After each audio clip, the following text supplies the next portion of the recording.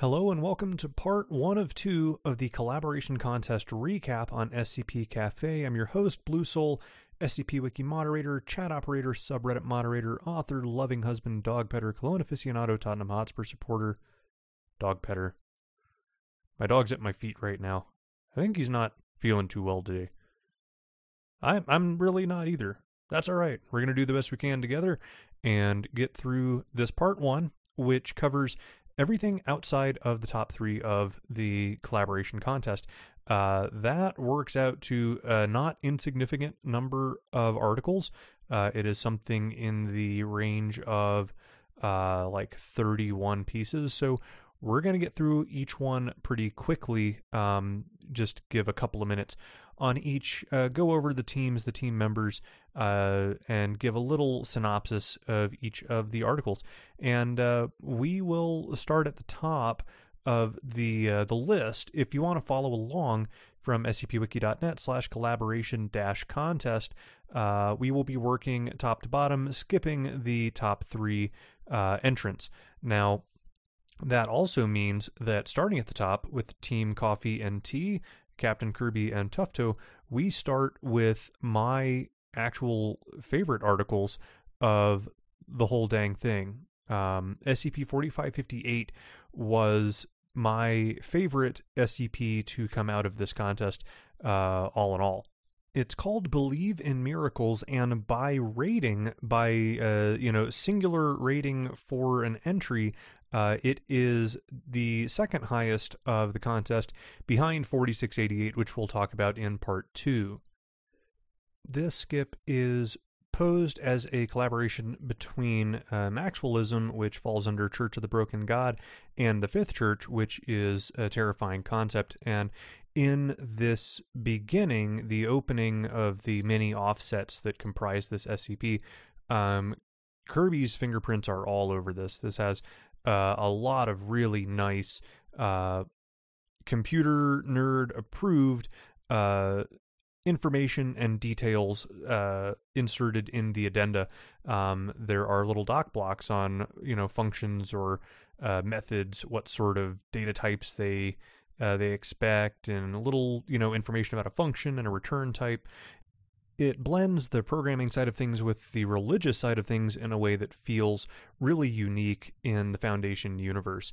And what really makes this article special is all of the work that went into the offsets. There are interactable terminals with built-in sort of delays as people converse back and forth in chat rooms, and this all culminates with a god within the machine that may be a little bit more than it lets on, and the fifth church side of things becomes more and more apparent, as is sort of chronicled through the offsets and the expeditions by MTF Epsilon 101 for Lights.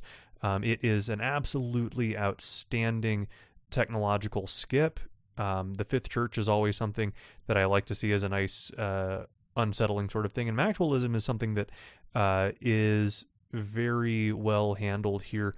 I think this was a real smart choice for a collaboration between two GOIs.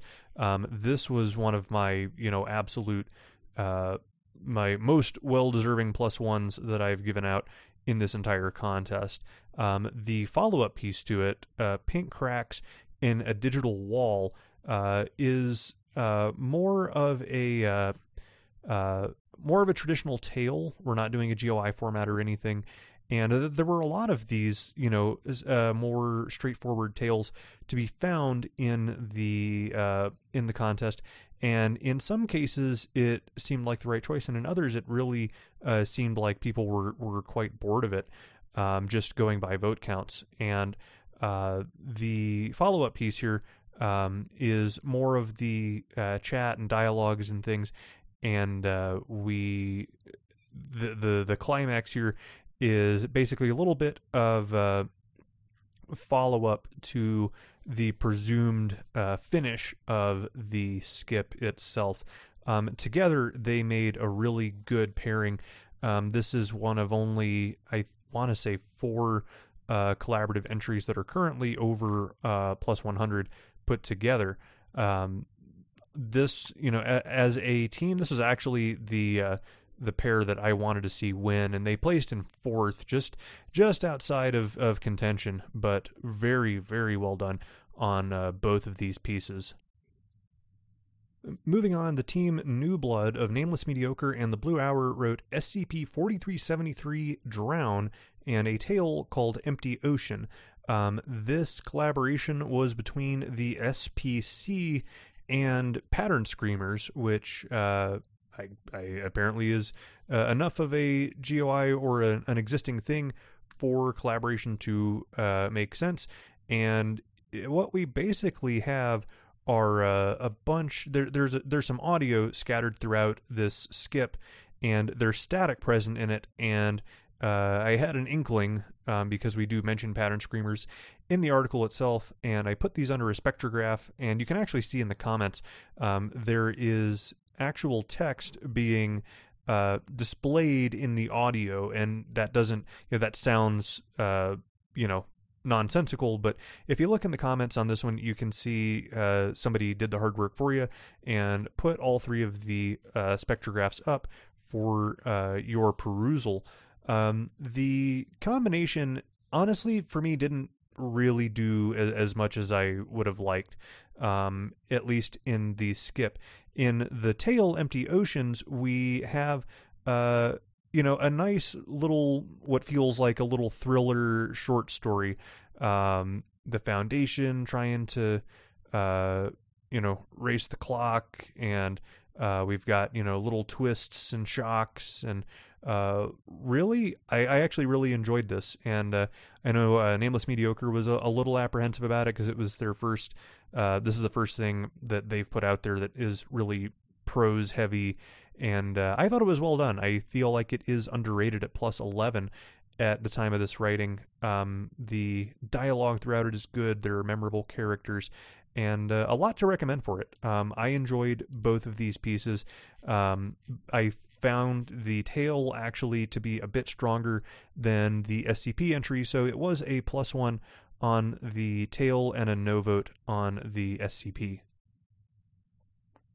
Moving on, the team of, and I quote, Anti-Weed Mascot Skating Platypus Archer, there you have it, consisting of Deadly Bread and Lanius, with a combo of a tale and an SCP. The tale is called Gone, and the follow-up is SCP-4733, But Not Forgotten.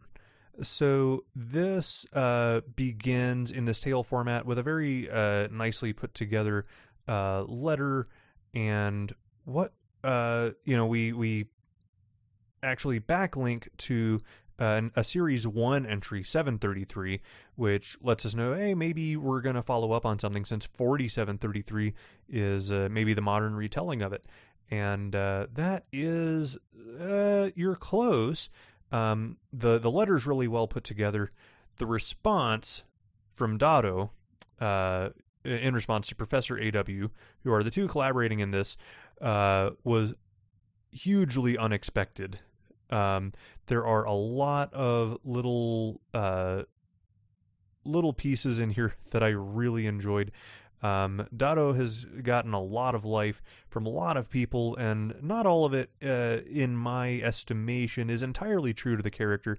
I think this one is pretty good, though, and he's trying to, AW's reading this kind of nonsensical reply that, doesn't make a ton of sense, and there's a lot of misspellings and things, and he, looks through it and says, finally, real help. So Dado is in the flesh in this piece, and is accosted by another wizard, and as normally happens, the product works after a fashion, and 4733 gives a little exposition on where we left off in the tale. There is what's weird for me in the skip itself is there's odd juxtaposition of humor and playing it straight. It doesn't feel quite natural. We go from like exposition, we just, we explained this guy's dead, and we have this exposition from sort of a smart-ass wizard that is, giving sort of a horrific example. Meanwhile, we've got, a dead husband and wife, and then Dado comes in at the end, and, we end on sort of a funny punchline ending. It's all kind of strange. I'm not in love with the build-up to payoff that we've got here. The shock value of having Dado be the one to sort of answer this prayer in the tale was good and worth a +1 for me. The skip was not. It wasn't quite at that level for me. Moving on, Team Karsus of the Bronze Age, which is Metaphysician and Uranium Empire, only got one of their 2 entries up that survived to the end. I don't know if they had another. I feel a little bad that I don't recall. But what we do have is a tale called Nadox and the Mechanite, with some very pretty artwork at the in the opening here, and quite lengthy. When you see Metaphysician attached to something in this this sphere of the universe, you do sort of expect a lot of detail, and the writing is very good throughout this. And within the first couple of paragraphs, I was really invested in all of these characters. They did a very good job of making these feel believable and interesting, and something that you become invested in a very short amount of time. And what we build up to an interesting ending as things progress, and this ends on a very interesting note to me. It's interesting. It's maybe could be a little clearer, but at the same time, we are, in telling a tale, we don't necessarily have to be as accessible to any old reader. Normally, they want to see, if we're combining the Broken God and the Scarlet King working together, you tend to perhaps draw readers that are interested in those characters. So what we have is an interesting co-write, quite lengthy, and it's an interesting tale, honestly, more for me, leaving the in-universe connections out. It's just a really good short story. On that basis, it is a +1 from me. Moving on, Team Xylus gave us this name out of pity. The members are An Epic Fail and the Mighty McBee. 2 entries, neither of them SCPs, which was an interesting maneuver. What we have here are a GOI format and a tale, and it is a Wanderer's Library GOI format between the Serpent's Hand and the Church of the Broken God. Now, the GOI format is interesting. The footnotes give the piece a lot of character, and you can sort of attach some personality to Nevrin and Alabaster and the all the characters that are present here, and it does a good job of holding your attention and giving you a lot of questions that you can get invested in and want to know answers to. And what you basically have is the Hand and the Church of the Broken God working together to fight a Sarkic superpower, as it were. This is a Karsus that is quite powerful, and we actually explore the battle against this scourge in the tale. Another soul joins the Holocaust, and this is not the ending I expected, and I'm glad for that, because you're so used to seeing, you build up the characters, you build up these, would-be protagonists. In this case, from our perspective in the Foundation, are any of these protagonists? There's, a clear worse option out of the sides here. But the ending, the twist, really, I think, made it made this piece a lot more grounded in reality. You don't necessarily want to, you don't want to build up this big bad and then have, the ragtag team take him down every time. And this did a very good job of raising the stakes and then giving us a believable climax that can be summed up with, well, sometimes shit happens. Sometimes it really do be that way. I enjoyed both of these pieces. These were both +1s from me. I did find them actually a bit underrated. The GOI format's only at +28, and the tail's only at +21. I thought they were both a little bit stronger than those ratings indicate. Moving on, Team Dark Sheep, which is Dark Stuff and LE3, with a collaboration between the UIU and Wilson's Wildlife Solutions. I actually really dug both of these pieces from the UIU's perspective. I'm not sure it's entirely justified why we're helping Wilson's in quite this way. I find, in my head, the UIU is a little more cold-blooded than how they are, setting themselves up here to help out Wilson's to perhaps get a little more info about 3 Portlands, which is where they're asking Wilson's to consider setting up an adoption center. It's all honestly put together really well. The realtor of 3 Portlands, capital R, is an interesting character and has some interesting properties. I enjoyed all of this quite a lot, actually. These were both +1s of mine. This was also the one of the ones to also use the new UIU theme, both themed because Wilson's has had a theme for a bit as well, and we have a repeat character, a returning character on the Wilson side, and all in all, really cute story. You can read it and feel pretty good about things when you're done, and there's plenty of room for that on the wiki too, at least every so often. These are both very much worth a read. Together, they're only at +50, and I find them a little underrated at that number. It's something quite different than what I think you normally find in the SCP universe. Moving on, Team Mac Senate's Wildies, which is Dr. Chandra and Lord Stonefish, had two basically set up a collaboration just to immediately tear it apart. And the collab here is Dado and Herman Fuller's Circus of the Disquieting. So you hear the two, it's like, oh no, how are they working together? I gotta say, what really makes the skip for me is the effort that went into the full-on YouTube video by Lord Stonefish, putting it all out there.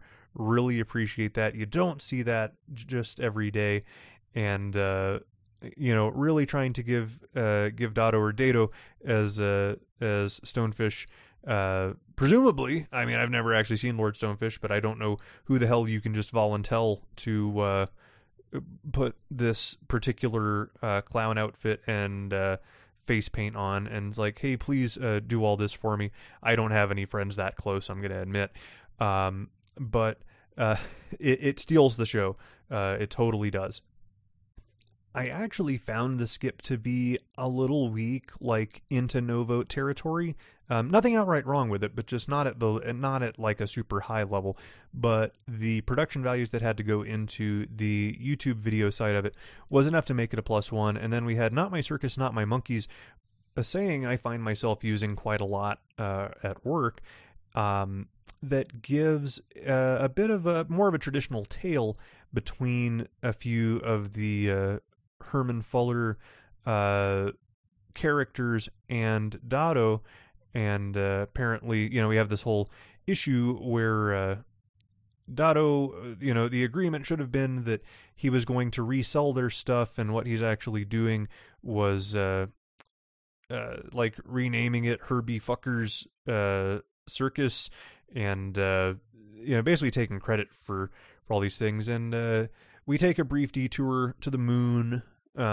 It was a really, really good tale.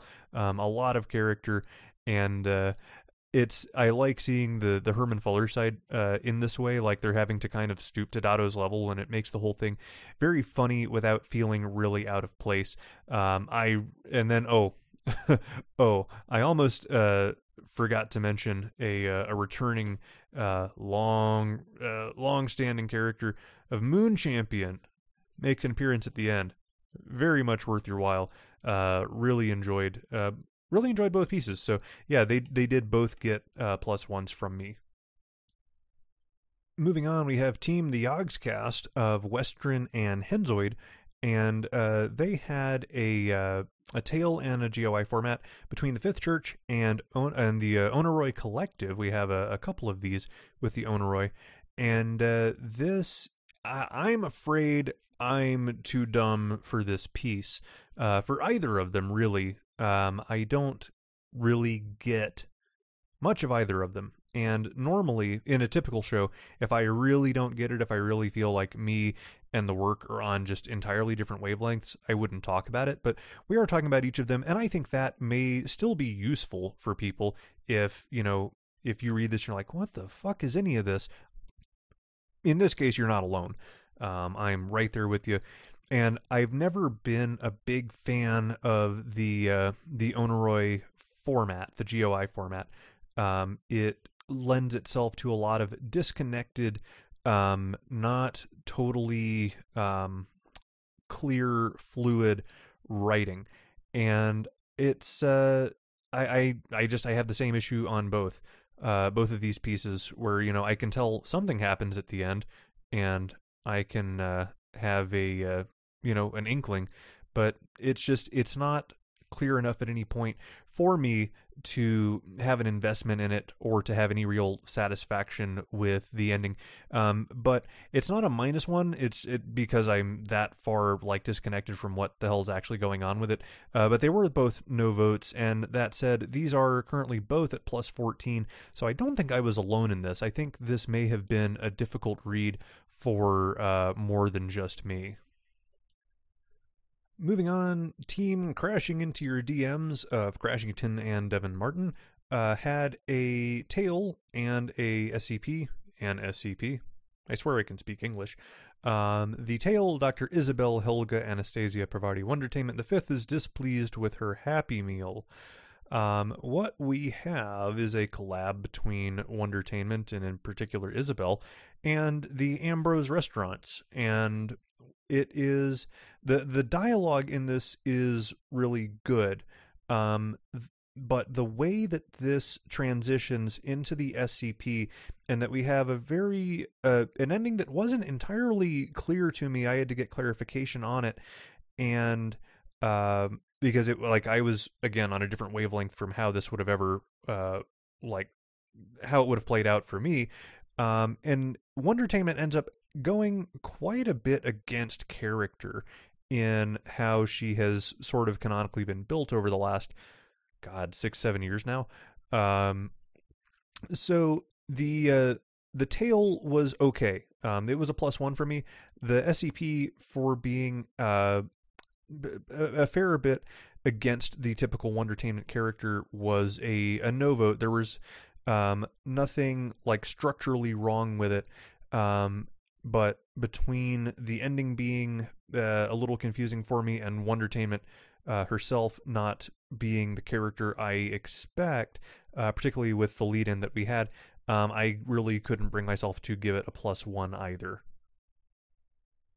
Moving on, Team the Liquidators of Stirby and Modulum had a GOI format and an SCP. The two GOIs in this case, one is a GOI, the other is not. The GOI is GRU Division P, which is a fun read. The other party is not immediately clear until you have to read through it to understand that this format, this description of this Alma Kievshchina, is the Children of the Night, also known as SCP-1000, also known as Bigfoot.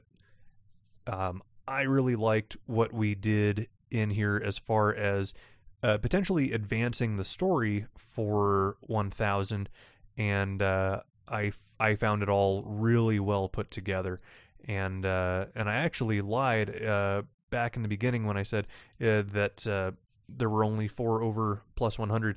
This is as well. It actually just beats out the Believe in Miracles by 1 vote combined. So the SCP side was, I don't think it was quite on the same level as the GOI format, but the conventional wisdom disagrees. It is actually rated higher, but I found the GRUP format to be really, really good, and the SCP side was just good. Still +1 worthy. They were both at that level, but these are, I think, 2 of the better articles of this contest. So moving on, Team Punchy Dreamy Love Songs and What's Wrong with That. Members Leveritas and Roger. We had an admin and a moderator, and they didn't win this thing. So let that be a lesson to you guys. Just because the heavy hitters come in, don't be discouraged. These guys did okay, but just okay as far as the ratings have to say on the subject. What I was amused by is that Roger took the opportunity to make his skip a Series 2 piece. He basically got rid of an old one of his and put this contest entry in as SCP-1767, an agent of the Shark Punching Center. So what we have is a collab between the SPC and the Onoroi Collective, and this is sort of a God, this is it's a wild sort of entry, and it's hard to do in this synopsis format to do justice. The skip side is really well put together. The diary here has a lot of character because what we're seeing is a lot of exposition and narrative happening from a test subject, and this is an SPC test subject as they basically bring to life an old J in this for the purposes of this collab to punch sharks in dreams. Enter the Onoroi Collective and their GOI format, which, like I said, I'm not a huge fan of the Onoroi format in general, but this one was really entertaining. This also does have the adult tag. It's titled #Is it weird that I want to fuck the shark ? And yes, it is the first article of its type of a GOI format to receive the adult tag.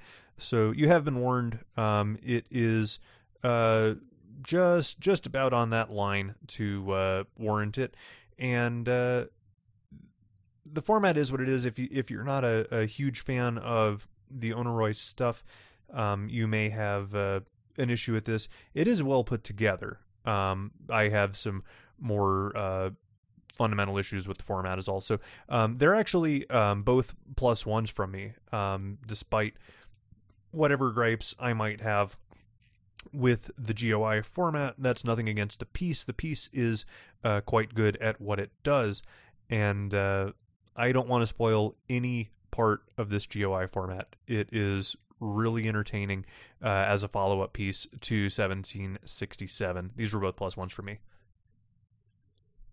Moving on, the A-Team, members Alan Darris and Arbelict, with A Business Dinner and SCP-4363. The collab here is between Marshall Carter and Dark and the Onoroi Collective. So Onoroi got a lot of run in this contest. The Business Dinner tale is absolutely outstanding. It is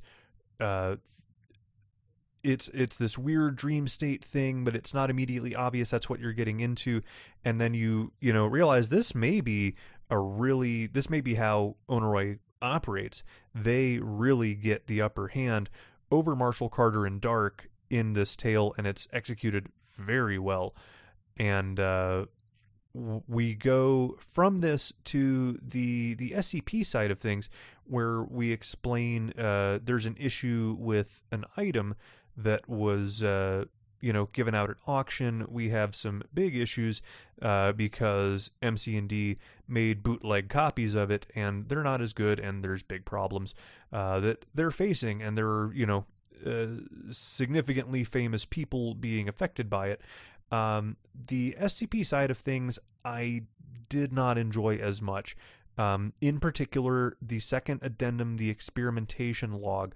The descriptions go on a bit too long, and by the end of this, I don't have a ton of interest in the ending. It just went a little too long.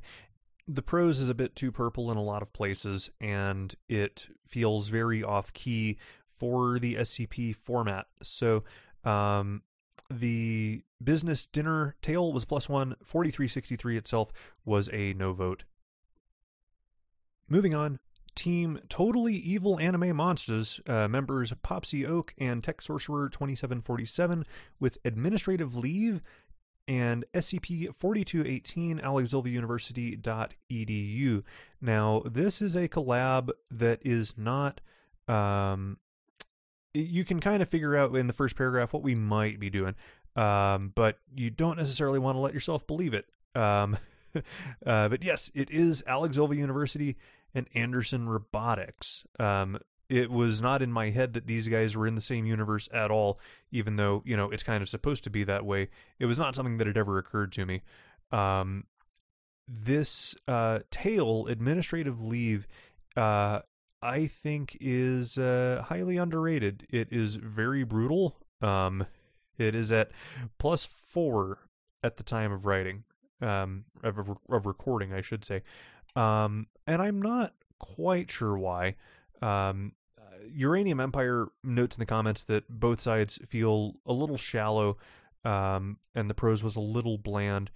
I don't think either of those really merit this thing only being at +4.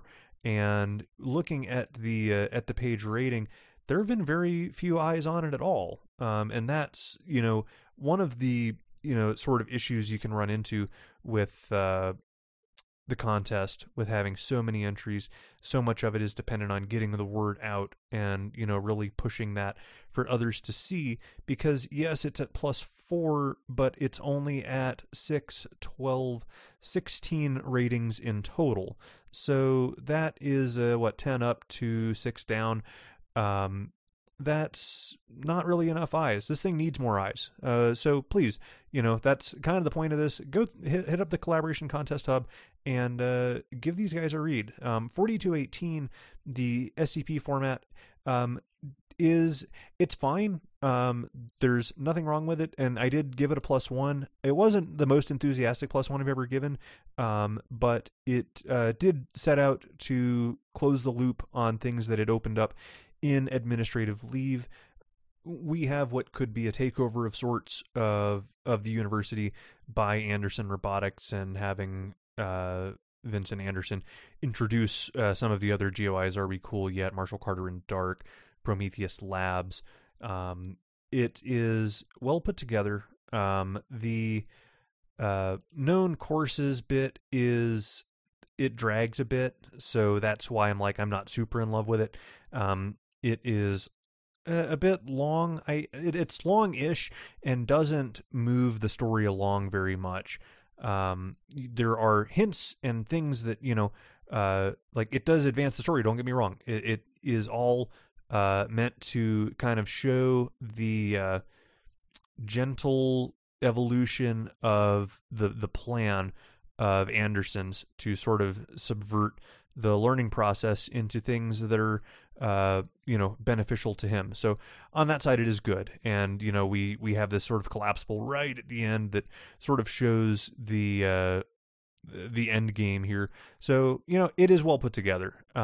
It just, for whatever reason, I wasn't quite feeling it by the time I get through all 5 of these different, all 6, I should say, of the different sorts of courses.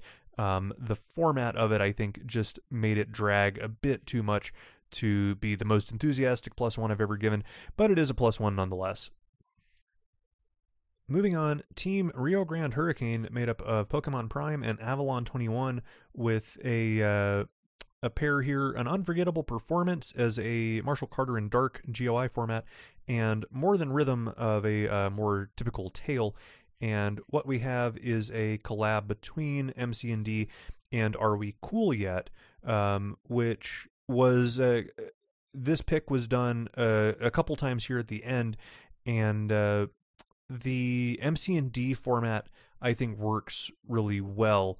The link to More Than Rhythm is naturally sort of inserted, and it's a nice contrast. The very professional MC&D incident report and the Tail side of it, which is much more visceral and, you know, much more true to life of what actually happened. This is another one of those, this Tail More Than Rhythm, that is it's only at +6 at the time of recording, and that's because there have only been 8 ratings. There's only one downvote to this whole thing, and you know, it's sad. These ones that came in towards the end of the line really did kind of get screwed on visibility. So, you know, like I said, make sure you're actually reading these guys and you know, making a decision, making a rating on them, even if it is a -1. You know, better to get eyes on them and let people know what you enjoyed and what you didn't enjoy as you read. I enjoyed both of them. These are actually both +1s from me. They were not at the level of some of the other entries in here, but for you know, for the contest being what it was, short notice, this is well put together. I have no issues with anything in it. These were both +1s for me. Moving on, team, have you tried restarting it? Oh wait, that's me and AIS Mallard. SCP-4406 Sudden Thunder and UIU File 2017-102, we actually already talked about these. There is a deep dive available at scp.cafe and all the usual suspects that goes through these in depth. In particular, I would suggest looking at it on the YouTube channel where I have I have the skip pulled up as I go into all the little background in it. I +1 my own stuff because, well, I'm allowed to, and I wouldn't have posted it if I didn't actually enjoy it myself. And that's all we're going to say about that. And move on to Team Les Aliens of Dr. Lake and Obo Band Geek 99 with Richardson Island and Self Similar. We have what I guess is like a Black Queen GOI format. And we've got the various iterations of the Black Queen from across the multiverse. The text in here is all sort of done with colors, and it works, but it's still a lot to try and keep track of. Like, I understand why it's done this way, but it is it's difficult to follow at times. And even with, you know, the best of intentions here and doing things to try and make this help, it is a bit of a slog to get through. And we have, you know, neat effects for in places, but, you know, it's a bit of a slog. And the other gripe I would have with this is, God forbid you're colorblind trying to read this, because this will not make a bit of sense. That is something I do try and deal with in my writing with different formats, you know, designate text from different people in different ways. AIS Mallard can attest to that I didn't want to leave a link too subtle, even though it would have been all, you know, standing out in the typical link text of like dark red next to black, because it is not obvious for colorblind people, which there are plenty of them around. My dad was one, and it's just one of those things. I don't know what the answer is for this. You know, you can do bold, italic, regular, but ultimately I think you have to get like, I don't know, I think 8 or 9 different different colors in here. So, you know, I get why it was done, but I still found this to be a little difficult to read. And Self-Similar was closer to like a bad dream. Like there's fractal stuff going on, and the dialogue reflects it. I do like the twist in this of our collaborating groups here are the Black Queen and Nobody in this iteration is Dr. Gears, which is cool. The issue is we are too late in the game explaining that in this tale. There's a lot of dialogue to get through. It meanders, I think, a bit too much. If you don't have an investment in it in the beginning, you're not going to gain one for a while. So these were actually both no votes from me, and not a ton like that. And I can see people that are really into, either or both of these groups really, wanting to know how this goes, but not being terribly invested in it. I had a hard time getting through both of these, and then, trying to keep track of what all is going on, having just these sort of colors to go by and try to remember, was dark green the one that said that, or was it more of the aquamarine green? It happens.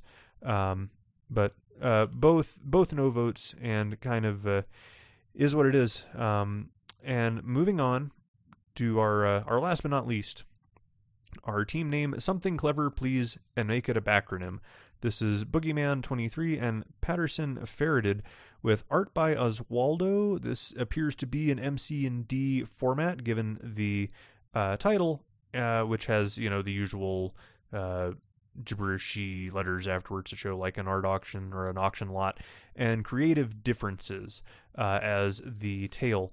So this one was actually also MC&D and Are We Cool Yet? So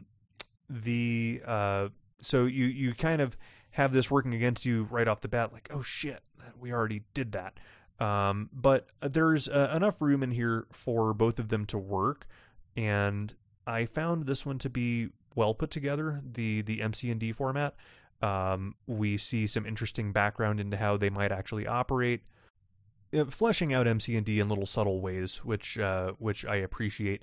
The link to the tale of creative differences is well put together, and the tale is done as a sub-page, a child page. And what's cool here is what we're doing here is things are going to hell in a handbasket at this this exhibit, and it is because MTF Mew 3 is on scene, being very sneaky, breaking shit, and generally neutralizing this anomalous event. Really, really well put together. This was another one of these that has not gotten a lot of eyes. It's at plus 14. It's 15 up, 1 down. It is...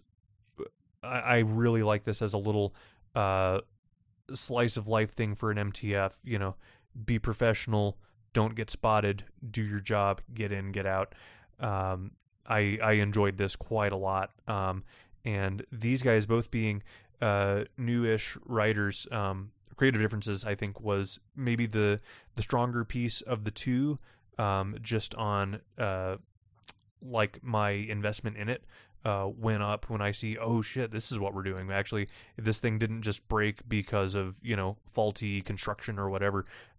We've got an MTF actually on the scene sabotaging the whole operation. And that's it. We went through 33 articles in about 43 minutes. Not too bad. We still have the top 6 to cover, and that will be in part 2 of the collaboration contest recap. This is bonus content for patrons on early access. So patrons, you are getting this a week before the general populace, but all content is, of course, free to everyone. You might just have to wait a week to get it. I don't think that's too unfair. Week 32 is should be planned for Friday. God forbid people would have posted half these skips in week 32 on week 31 when they were actually done and written. Boy, I could soapbox on that for a while, but I'll spare you. You've heard it. Yeah, we're on schedule for everything as usual. I will do part 2. Should have that out next Tuesday or Wednesday. So yeah, we'll see you in just a couple of days for week 32 if you're a patron, and if not, God willing, we'll be around on the usual schedule for week 33. So I'm talking to you from the past. Please do your week 33 stuff real good so I can read it and be happy. Until then, keep reading, keep writing, and I'll see you on the other side.